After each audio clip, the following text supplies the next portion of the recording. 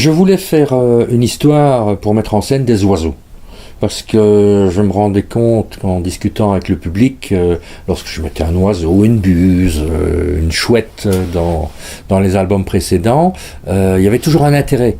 Alors je me suis dit, tiens, voilà un sujet dans lequel je pourrais vraiment laisser libre cours à mon graphisme et faire plaisir aux gens aussi en mettant en scène ces oiseaux. Et il fallait évidemment une bande dessinée, c'est pas un documentaire avec des images. Il faut qu'il y ait une histoire, il faut qu'il y ait une intrigue, il faut qu'il y ait quelque chose. Il faut raconter quelque chose. Les oiseaux ne parlent pas, donc il fallait que je mêle ce monde des oiseaux avec les humains. Et j'ai imaginé l'histoire d'un homme qui venait de la campagne, mais qui était en prison, qui était un peu l'oiseau en cage. Et c'est comme ça qu'on voit au début de l'histoire, cet homme qui va être libéré, et ces oiseaux qui sont presque comme en cage, qui traversent les barreaux de sa prison, et qui s'envolent pratiquement avec lui. Et j'ai imaginé une histoire qui est un peu comme un polar, parce que c'est le genre que j'ai imaginé pour justement mettre en scène cette bande dessinée.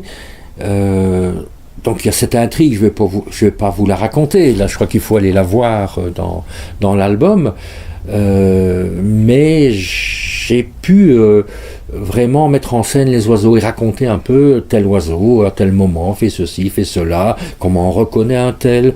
J'ai imaginé une cabane dans les arbres qui est le refuge de cet homme qui sort de prison, qui revient un peu sur les lieux de son crime, entre gros guillemets, parce que est-ce que c'est lui qui a commis le crime ou pas, on n'en sait rien, mais il a été condamné pour, et il revient dans le village où il aurait commis son crime. Forcément il est rejeté, et il va aller vivre dans la forêt, dans une cabane perchée, et il va vivre avec les oiseaux. Et il y a une gamine qui s'intéresse aussi aux oiseaux, qui habite à proximité de la forêt, qui va le rencontrer. Et c'est cette rencontre improbable entre ces deux êtres qui va être le moteur de l'histoire. Et qui va me permettre de dessiner plein d'oiseaux dans toutes les pages.